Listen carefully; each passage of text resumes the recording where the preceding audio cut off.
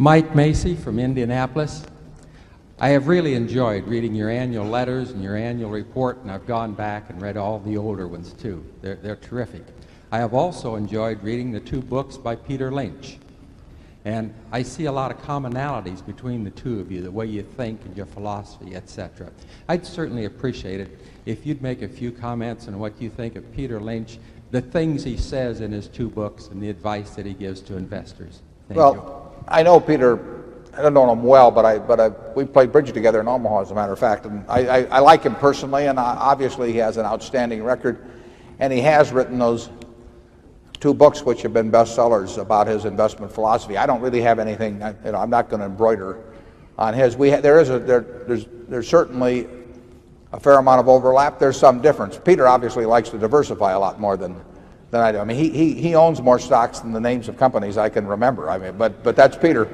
And I've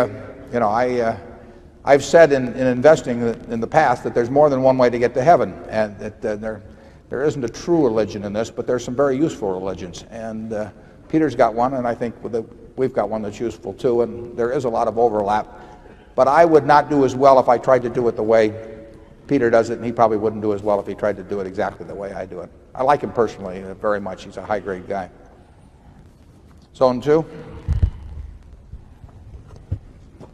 1989, I'm at home, and the phone rings, and I thought it was one of my friends, but one of my daughters, I think it was 6-year-old Annie, picked up and said, "Gee, guess there's a Mr. Buffett on the line?" I said, "This got to be a joke." So I pick it up, and this Warren Buffett, I'm from Omaha, Nebraska. I read your book. My annual report's due in 2 weeks. Can I use the line? He said that all in about 7 seconds, and I said, "That's great. I'd love to do it. What's the line?" He said, "I love this. It's been waiting to do this. When you sell your great companies and add to the losers, it's like watering the weeds and cutting the flowers." And he said, "I want to put it in." He said, "If you ever come to Nebraska, you don't call me, your name will be mud all over Nebraska." So did he call him? Oh, yeah. Several times we played bridge together. We've had several meetings. Great guy.